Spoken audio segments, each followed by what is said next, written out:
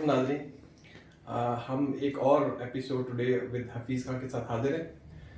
पिछले प्रोग्राम के फॉर्मेट ये था कि हम कोई एक मौजू मुंतखब किया करते थे और हम उस पर बातचीत किया करते थे कि लोग सुनना चाहते हैं। लोग सुनना चाहते हैं। मैंने आज हफीज़ साहब को ये तजवीज़ दी है कि हम बगैर किसी टॉपिक के हम जनरल इश्यूज़ में बात करते हैं और जैसे बात से बात निकलती है तो वैसे बात से बात निकलती चली जाए। जो कि मेरे खिलाफ साबित करना चाहते हैं कि बगैर मौजू के सिर्फ खवातीन बात नहीं कर सकती बगैर मौजू के मर्द भी बात कर सकते हैं। अच्छा, वैसे मुझे याद आया, ये खवातीन जब मेरे ख्याल कहीं पार्टी में, घर में, तकरीब में जमा होती हैं तो बाहर निकलते हुए फिर वो 2 कदम चल के वो फिर खड़ी हो जाती है बस में बात करने, फिर 2 कदम चल के फिर खड़ी हो जाती है और हम बैठे हैं गाड़ी स्टार्ट करके कि अभी आ रहे हैं, अभी आ रहे हैं, नीचे बैठे हुए हैं और वो सिर तपा हुआ है कि हम ये कब आ रहे हैं। और वो कौन सी बातें होती हैं जो पहले नहीं हो पाती और वो वक्त रुखसत याद आती हैं। मेरे ख्याल में शायद अगर सीरियस नोट पे देखा जाए हाँ। खवातीन की कम्युनिकेशन बड़ी डीपर लेवल पे होती है और मर्द जो है वो मौज़ूआत ये तो डीपर नहीं, ये तो लेटर लेवल पे होगी। नहीं, मर्दों का भी आप मेरे ख्याल में देखें कि ये भी अपने चाय खानों में और बाकी जगहों पे जहाँ हॉट होता है वहाँ अच्छा, वहाँ ये नहीं होता, सॉरी टू कट, होता ये है कि उठ खड़े हुए तो उठ खड़े हुए, ये नहीं हुआ कि हर उठ खड़े होने के बाद हर गांव पे फिर कयाम होता है, हर गांव पे कयाम। लेकिन इससे मुझे ये ख्याल आया, मैं ये समझता हूँ कि अगर औरत ना होती दुनिया में, औरत जो है वो इस दुनिया को चलाने का एक जरिया है, तवाजुन। हाँ, औरत ना होती तो मेरा ख्याल है कि मर्द कोई काम धंधा ना करते। वो अगर फर्ज किया मछेरा है तो 2-4 मछलियां पकड़ के तो उसके बाद बाकी वक्त सो के या ताड़ी नहीं, आप ये कहना चाहते हैं कि या दोस्तों के साथ गपशप लगा के उससे जिंदगी गुजार देती आप ये कहना चाहते हैं अगर औरत ना होती तो मर्द को पता ही नहीं चलता कि वक्त कैसे तय होता है। वो वो शायद पता नहीं कहानी मार्क ट्वेन की है, ये किसने लिखी है कि जब अल्लाह ने औरत को पैदा किया तो एक दिन हज़रत आदम जन्नत में उठे तो उन्होंने अपने पास उसको पाया तो बड़े खुश हुए, वो उसके साथ वो एंटरटेन करती थी। फिर किसी देर बाद पे नाराज हो गए तो दिल अफसरदा हुआ तो अल्लाह को वापस कर रहा है कि अल्लाह भाई ये तो ठीक नहीं है, मैं नहीं रखना चाहिए। तो फिर थोड़े अरसे बाद उदास हुए, फिर ले आए। अल्लाह ने कि क्यों, मतलब क्यों लेने जाने? उन्होंने कहा देखें वो बड़ा मेरे साथ हंसी मजाक करती थी, खेलती थी और मेरे साथ एक साथ था उसका। अल्लाह ने कहा अच्छा ठीक है ले जाओ। दूसरी दफा फिर नाराज हुए, फिर वापस कर आए तो अल्लाह ने कहा अच्छा ठीक है रख जाओ। फिर कुछ ऐसे बाद उदास हुए, फिर लेने चले गए कि जी वो देखिए मैं तो उदास हूँ उसके बिना। तो आखिर में 2-4 दफा जब ये बात होगी तो एक दिन अल्लाह भी ने कहा कि खबरदार अगर तुम इसको वापस लेके आए तो ना तुम इसको रख सकते हो ना इसके बगैर रह सकते हो। वैसे रियाज साहब आप देखिए कि कितना एक मर्द और औरत का जब ये एक यूनिट बनता है, फैमिली यूनिट, मियाँ बीवी का, उसमें कितनी खूबसूरती होती है कि घर का इंतज़ाम संभाला हुआ है। अगर दोनों भी वर्किंग हैं, दोनों काम करने वाले हैं, फिर भी वो अपने तौर पर एडजस्ट किया होता है। अगर एक काम करने वाले और बीवी का संभाले हुए तो है, लेकिन बारहा ऐसा होता है कि जैसे इकट्ठे रहते हुए लोग आपस में चिढ़ जाते हैं एक दूसरे की सोबत से। और ख़ास तौर पर जब कोरोना की फर्स्ट वेव आई थी उन दिनों में तो ये लतीफ़े बने थे कि जिन्होंने इस वेव में एक दूसरे को बर्दाश्त कर लिया है वो बेफिक्र है, अब उनके दरमियान में तलाक नहीं हो सकती ज़िंदगी भर। तो ये आदमी चिढ़ भी जाता है, दोनों एक दूसरे से चिढ़ जाते हैं। और फिर जब एक दूसरे का दूर होना, वो चाहे 5 मिनट के लिए भी हो, 10 मिनट, वो बर्दाश्त नहीं होता। देखिए जी, कहते हैं कि जिंदगी में 3 फैसले अगर आपने ठीक कर लिए तो आप जन्नत में चले जाएंगे, इस दुनिया की बात है जी। और अगर आपने गलत कर लिए तो आप इसी दुनिया में जहन्नम का मजा चख लेंगे।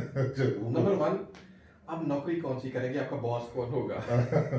नंबर 2, आपकी बीवी कौन होगी। नंबर 3, आपका खिदमतगार सर्वेंट कौन होगा। और इनमें से एक भी चीज खराब हो जाए तो जिंदगी जहन्नम है। अच्छा, वैसे ये जो बीवी और बॉस का एक कंसेप्ट है कि बीवी भी घर में बॉस की तरह बिहेव करना चाहती है, तो ये रवैया कैसे टाला जाता है? बीवी जब बॉस बनती है बजाय कंपेनियन बनने के। हमारे यहाँ ये भी होता है ना कि जब जो मर्द है, शौहर है, वो भी अगर घर में बॉस बनने लगे कंपेनियन की बजाय, रोब झाड़ने लगे, तो घर नहीं चलता। और वेदरवाइज बीवी भी ये करने लगे तो फिर वो भी नहीं चलता। वो पुराने एक थे, हमारे एक बॉस थे, हाँ। जब वो अपने उनका इक़्तिदार सवा लेने पर था तो उस वक्त वो और तरह के थे और बड़े सख्त थे और लोग डरते थे और हम भी उसमें शामिल थे। हम भी जरा सुलझ किस्म के इंसान हैं। जब उनका इक़्तिदार खत्म हो गया और उनके दांत निकल गए तो मैंने एक दिन पूछा, मैंने कहा क्या वजह थी कि आप तो ऐसे नहीं थे, तो उस वक्त आपको क्या हुआ था, आप इस तरह क्यों बिहेव करते थे? कहने का यार मजा ही बड़ा आता है। तो बात ये है कि ये मजा ही बड़ा आता है। अच्छा, मैंने देखा है कि जो बीवियों का इक़्तिदार सवानेज़े पे होता है ना, वो कब होता है? वो होता है उस वक्त जब उनका बच्चे जवान होते हैं और वो देखती है, वो कहती है कि अब वो कहाँ है वो जिसने मेरी ज़िंदगी यजीरन की हुई थी। अपने शौहर को फिर वो औकात में रखने की कोशिश करती है। लेकिन मज़ा तब आता है जब वो जो उसका बेटा, उसकी उम्मीदों का मरकज़ और जिसके ज़रिए वो अपने हस्बैंड से सोचती है कि मैं यूँ बदले लूँगी, यूँ लूँगी, जब उसकी शादी होती है और फिर बहू घर में आती है और फिर झगड़ा होता है इक़्तिदार पर। इक़्तिदार कहाँ तक होता है? किचन का इक़्तिदार। वो कौन संभालेगा? वो जो चिमचा है, वो खाना पकाने वाला, जिसे डोई कहते हैं, ये सालन वाला, वो अलामत होती है इक़्तिदार की कि वो किसके पास जाएगा। मेरे ख्याल में तो अगर घर का कोई झंडा होता तो शायद उस पे एक अदर डोई बनी होती। ये वो सिंबल है वो इक़्तिदार की। और अच्छा, इससे मतलब बात चली जाती, देखिए इस तरह की अलामात जो है, मिसल रियासत हैदराबाद जो दक्कन की थी, उसके झंडे के ऊपर चपाती बनी हुई थी। वो क्यों बनी अच्छा, हुई? वो उसके बारे में मेरे ख्याल में इक़्तिदार को लेजिटिमाइज करने के लिए बहुत सारी कहानियां जो है वो बनाई जाती वो हैं। हम जैसे रोटी कपड़ा और मकान की टर्किश नहीं कर सकते। टर्किश का था और इनका था। तो वो कहा गया जी हमारे जद्दे अमजद जिन्होंने ये रियासत पहली दफा बनाई तो उनको एक बुजुर्ग ने दुआ दी थी कि जाओ तुम बादशाही करोगे, और रोटी एक दी और वो रोटी उसके ऊपर आ गई। तो तो कोई हैरत की बात नहीं, अगर घर के झंडे पे डोई होती है। वो मालिक फिल्म में वो एक पॉलिटिकल पार्टी है, तो उसका एक जाबर जमींदार को दिखाया गया कि उसकी पॉलिटिकल पार्टी है, तो उसके जो पॉलिटिकल सेक्रेटरी होता है कामा, वो उसका झंडा बनाता है, उसके ऊपर मूंछे बना देता है। वो क्यों? तो वो कहता है मूंछे नहीं बनानी। अच्छा। ठीक है, तो कहता साईं अगर मूंछे ना बनाऊं तो फिर मर्द का क्या बनाऊंगा इसके ऊपर। तो बात ये है कि मर्द का आप जो कुछ भी जिस झंडे के ऊपर बनाएंगे वो गलत ही होगा। तो मेरे ख्याल में झंडे के ऊपर डोई या मतलब चपाती या बेलन या कोई मतलब इस तरह की चीज ही जो है सूट करती है। लेकिन ये हम जब चार आदमी मिलके बैठते हैं, चार शौहर मिलके बैठते हैं, तो उन्होंने लतीफ़े बनाए होते हैं बीवियों पर। और मैं ये सोचता हूँ कि जब बीवियाँ मिलके बैठती होंगी तो लाजमी उनके पास शौहरों पर लतीफ़े का एक बड़ा खजाना होता होगा। नहीं, वो आपने एक लतीफ़ा सुना नहीं हुआ कि वो एक खातून दूसरे से पूछती है कि ये जब मर्द जो हैं ये मिल के बातें करते हैं तो क्या बातें करते हैं ना, सीक्रेट बातें आपस में, तो कहने की ऐसी जैसी हम बातें करते हैं। कहने की हाँ, ये कितने बेशर्म लोग हैं।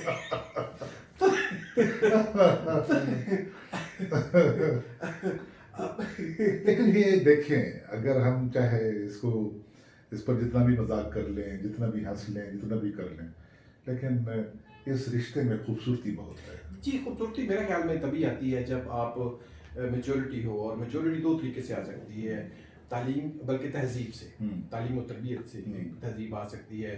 इसलिए तो इस कुरान कहता है ना कि बल्कि हदीस कहती हैं कि अगर आपने शादी करनी है तो ऐसी खातून से करें जो ईमान वाली हो, जो साहिब ईमान हो, जिसका जो मजहबी वैल्यूज़ हैं उसके ऊपर ईमान हो। बदकिस्मती से है ये कि हम उन चीज़ों को तो हम छोड़ देते हैं जो इस रिश्ते की मजबूती का बायस बनती हैं, लेकिन कुछ और चीज़ें हम पकड़ लेते हैं। तो मैं समझता हूँ कि औरत को अल्लाह ने ऐसा पैदा किया है कि इसकी वजह से ये दुनिया जो है वो जन्नत भी बन सकती है और जहन्नम भी बन सकती है। अब इसका फलसफा मुझे कभी समझ नहीं आया कि वो कौन सी कुंजी है जिससे आपको जन्नत मिलती है और जन्नत मिलती है। मेरा ख्याल है ये भी तकदीर है। ठीक है, वो अगर बीवी एक हो तो कुछ और होता है, बीवी अगर एक से ज्यादा हो तो फिर कुछ और होता है। बेहतर फिर वो बीवी नहीं रहती अगर जो एक से ज्यादा हो। दो वाले तो मैं आपको यकीन दिलाऊं कि वो अगले जहान में वो जन्नती है। मैं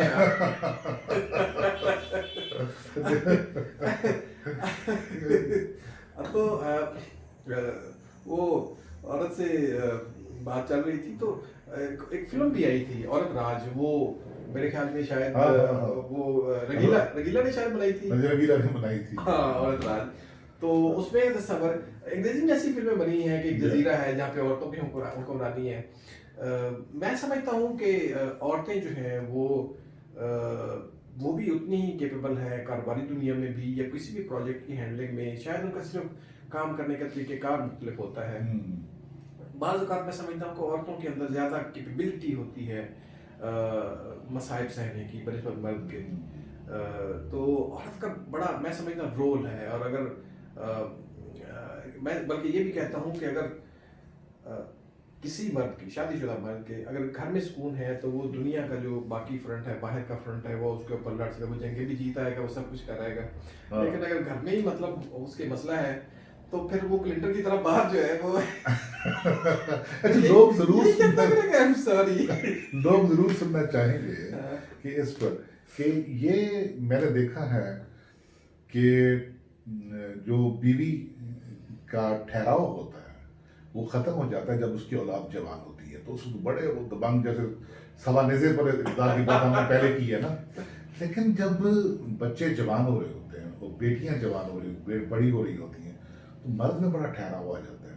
वो बीवी की तरफ कोई भी बात करते हुए और बीवी के साथ कोई भी वो देखते हुए उसके सामने ज़हन में ज़रूर ये बात आती है कि इस जगह उसकी अपनी बेटी हो और उसकी बेटी के साथ उसका हस्बैंड इस तरह मिसबिहेव करे तो फिर क्या होगा। मैं समझता हूँ कि by the passage of time जब औलाद बड़ी होती है तो मर्द में ठहराव होता है।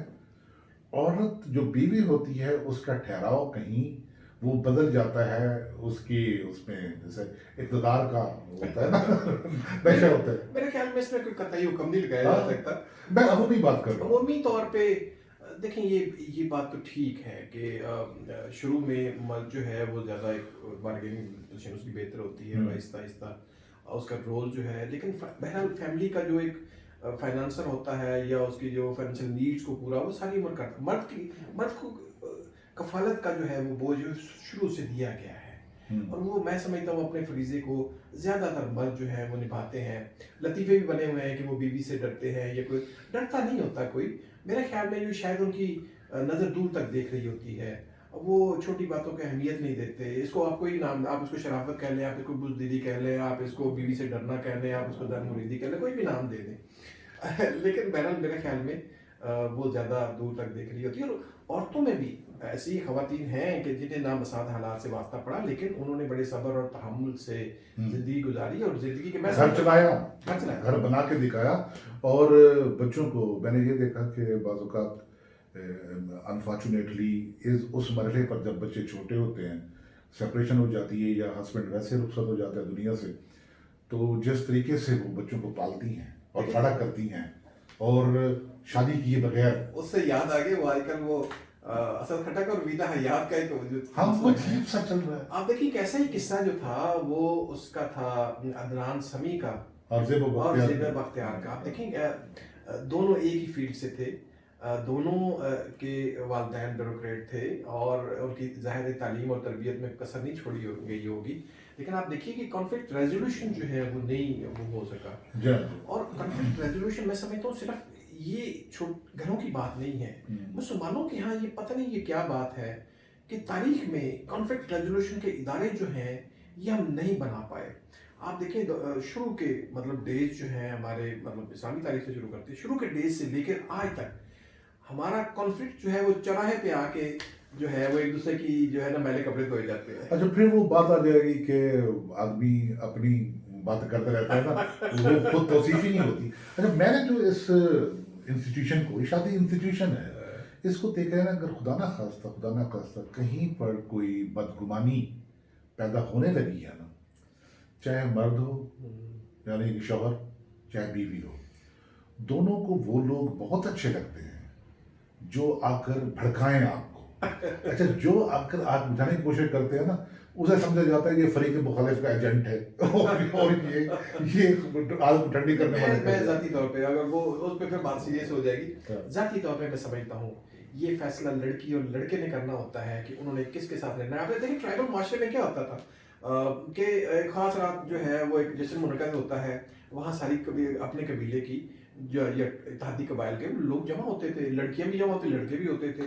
वो खुद फैसला करते हैं कि उन्होंने किसके साथ रहना है।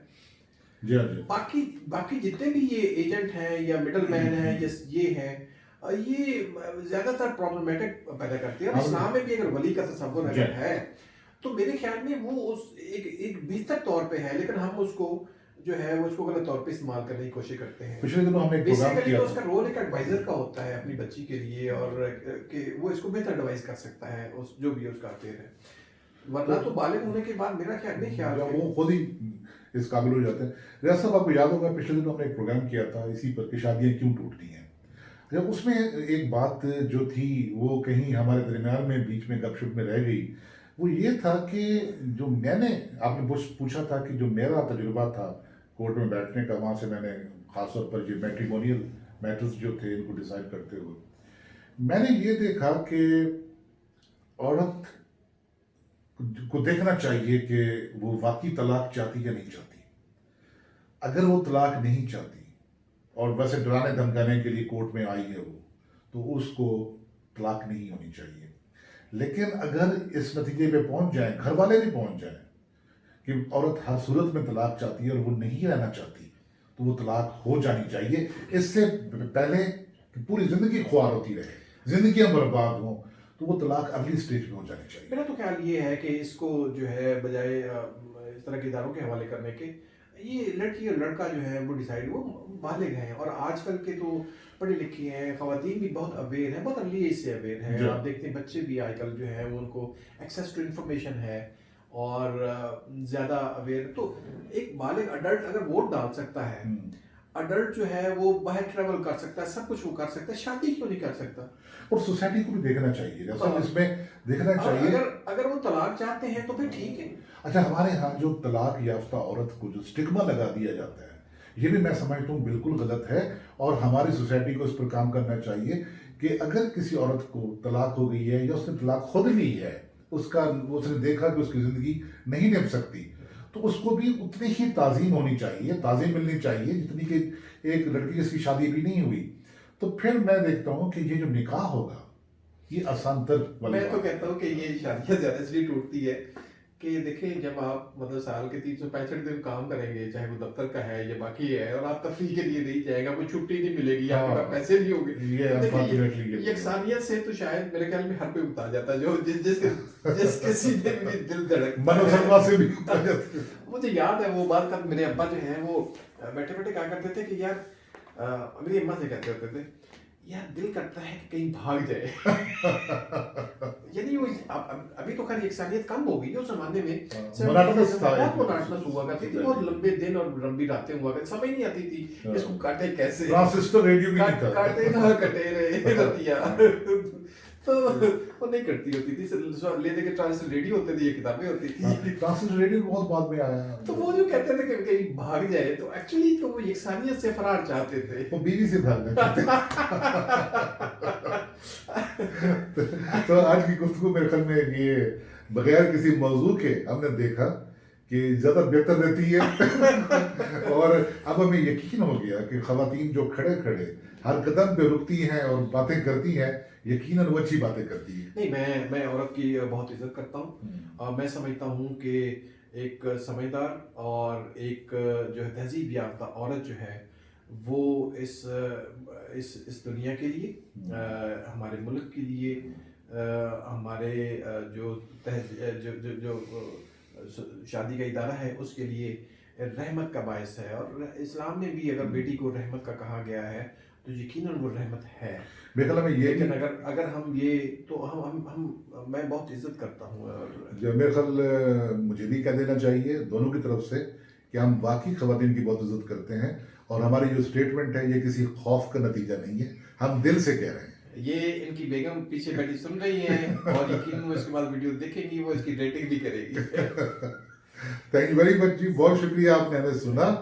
और इंशाल्लाह ताला अगले प्रोग्राम के साथ क्यों रियाज साहब कुछ एक और, लेकिन अगली दफ़ा किसी मौजू पर बात करेंगे। जी बिल्कुल, जी बिल्कुल। बहुत शुक्रिया जी, अस्सलाम वालेकुम।